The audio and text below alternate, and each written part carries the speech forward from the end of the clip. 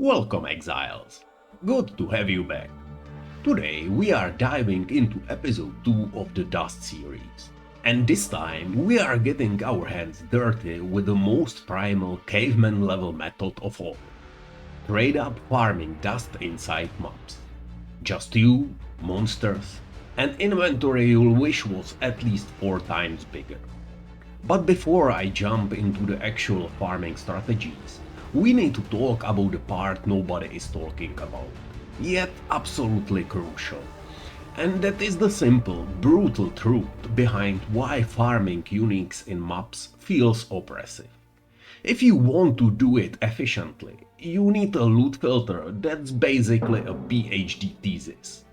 And that's where most people fell apart. Because the game doesn't care that your inventory is limited. Rockstable doesn't care that it fills up faster than your sanity bar. And the Disenchanters definitely doesn't care that each item takes roughly 10 minutes to cook. If you pick everything, you are doomed. If you pick nothing, you are broke. So you need thresholds, real meaningful thresholds. Otherwise, you'll be wending your life away for pocket change dust. Here's the fun part. Bases. Path of Exile has over 1400 unique items. Many of them share bases. Some unique items are amazing. Some are 2-day-old fish. Both on the same base. And your loot filter? It does not know the difference. Chest piece with grey dust value get hidden while random jewelry with garbage dust screams at you like it's important. You can't trust the base strictness. You can't trust the show dust unique rules. You can't even trust your own memory. It's an chaos. So I took the hit for you. I went through all the uniques, checked their dust values, and broke everything down by size, thresholds, and exceptions. So you don't have to memorize 1400 items one by one. Small items need to hit a certain baseline, mid items another, large items more. And the big ones need to justify all that space they are hogging. And on top of that, I flagged the boss drop bases, the multi bases you must learn, the ones you can hide safely, and the ones you should basically slam the pickup key for on instinct. If you see 50k plus dust, just pick it. Don't think, don't hesitate, don't let your intrusive maybe it's worthless thought win. Pick it. The link to the loot filter is in the description, and trust me, once you try it, picking uniques for disenchanting becomes easy and actually feels rewarding. Alright, with that survival kit ready, let's talk the strategy. I'm not going to drag you through full tutorials here. Many other creators already have full breakdowns, so I won't carry wood into the forest.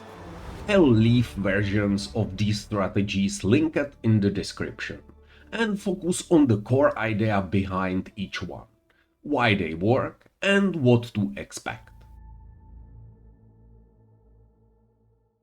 The first one is the Crimson Beyond Strat. It's basically a modified version of my gold farm setup. If you haven't heard about this synergy yet, get ready, because this thing cooks harder than RF cheaper. The secret sauce here is a combining Kalguran encounters with Beyond. Crimson Iron Noobs, the Kalguran Red Dudes, are actually considered Beyond demons tied to gore, and the Atlas Notable Voracious Throng gives followers of gore 30% more unique items to drop. That's your first multiplier. Then pick a map with an increased rare monster mode. Glittering Scarab for rarity, Nemesis Scarab for extra mods on rare monsters, Beyond Scarab of Invasion for more Beyond portals, and of course you take the Endless Tide so the Beyond boss never spawns, which means the portals also never stop spawning demons. Throw in altars for more density, quantity, rarity and unique due bonuses, and the map starts looking like demon-themed loot piñata. The run pattern is simple. Rush the boss, find your Bismuth monolith on the way, take your altars, and then run the leak mechanic and Kalguran encounters at the end when everything is fully juiced. It's a fun, it's a dance, it's rewarding. But yeah, it's not cheap. And sometimes a rare decide it's your turn to drop instead. But that's a mapping life. I was pretty unlucky in this run, only one 50k plus dust unique. That is really unusual. Normally you see T1, T2 uniques quite often. I even hit a couple of T0s with the same setup. This is basically the floor, bare minimum. Profit looks awful, I know, but this strat has a very spicy habit of just randomly slapping you with a jackpot, like this 29% quality Twilight Regalia worth over 25 div, that I got 2 mobs before recording. Next up is the Vaal Temple strat.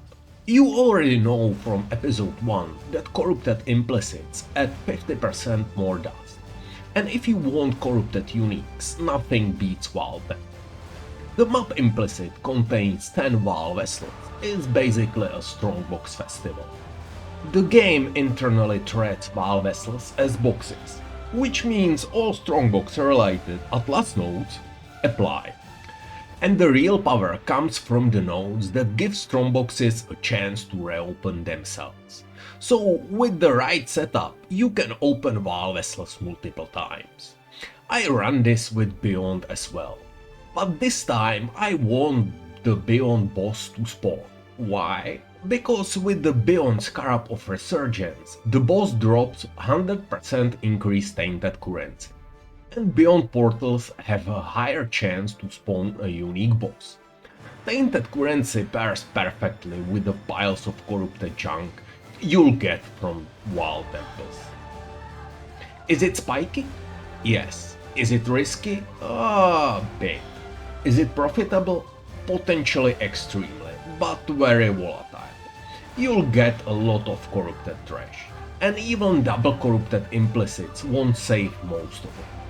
But the jackpots are real. The question is how long it takes.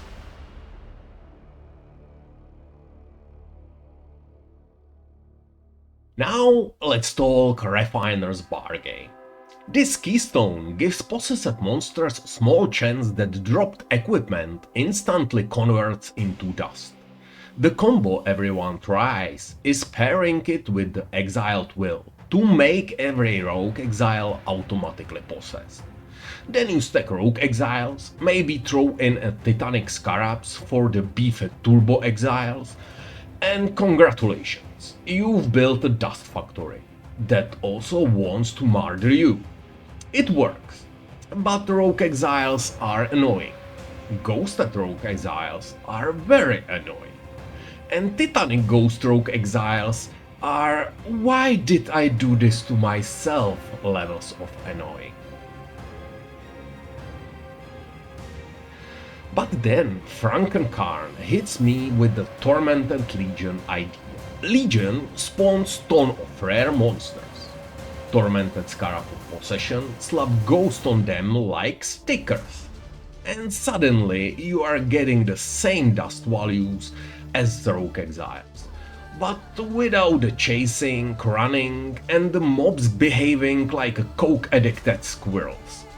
You click the monolith, everything unfreezes, everything is possessed, everything dies, and dust starts raining like confetti. It's smooth, it's clean, it's fun. And it's honestly the version of Refiner's Bargain I'd recommend if you want consistency and enjoyment.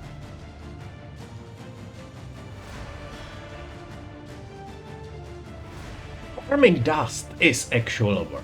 A good loot filter is critical. A good strategy is crucial, and knowing which method is worth your time is key. Refiner's Bargain setups are solid fillers, especially if you already have a stash top full of uniques ready to be disenchanted. but they do not beat joist mapping with glittering and nemesis scarabs. Vaal Temple looks amazing on paper, but is a real gamble. A heap of trash, occasional jackpots, and the constant allure of corrupted Implicit.